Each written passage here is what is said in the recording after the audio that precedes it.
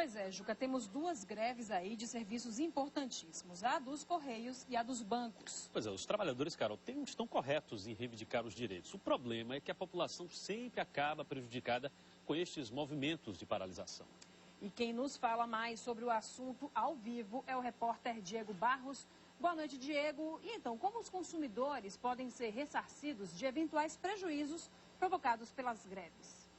Boa noite, Carol, e a todos que acompanham o Bahia Record. Olha, vai ter que correr atrás para não ficar no prejuízo. Mas quem vai dar algumas dicas para a gente sobre como fazer isso é o advogado especialista em direito do consumidor, Henrique Guimarães. Boa noite, seja bem-vindo ao Bahia Record. Duas greves, que mexem bastante com a população. Correios não está entregando as mercadorias e também as faturas que precisam ser pagas nos bancos. Por sua vez, os bancos não estão pagando algumas coisas porque não têm o serviço. O que fazer nessa hora tão difícil? Boa noite. Boa noite, Diego. O que o consumidor deve fazer? Primeiro, ele tem que ter em mente que o problema da greve dos Correios e dos bancos não foi um problema gerado por ele, consumidor.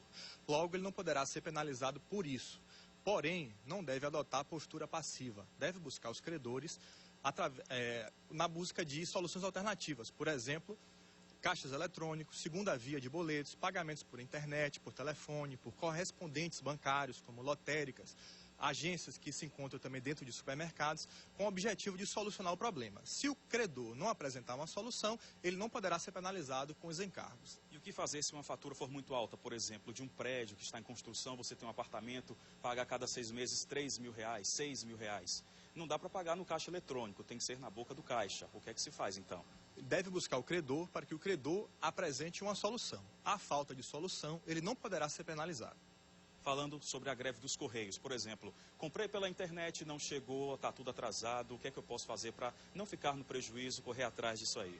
Olha, se aquela sua mercadoria tinha prazo para entrega e aquele prazo não sendo cumprido lhe gerou um prejuízo, o consumidor tem todo o direito de demandar, através de uma ação judicial, aqueles prejuízos que sofreu para ser ressarcido integralmente.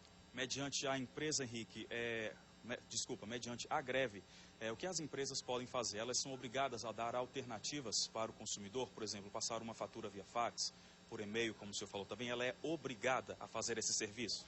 Olha, o interesse no pagamento é comum. O pagamento é um direito do credor e, ao mesmo tempo, também é um direito do devedor de se livrar daquele débito. Então, ambas as partes devem buscar soluções para resolver o problema. O consumidor, como parte mais fraca, se o credor não apresentar uma alternativa, ele não poderá ser penalizado.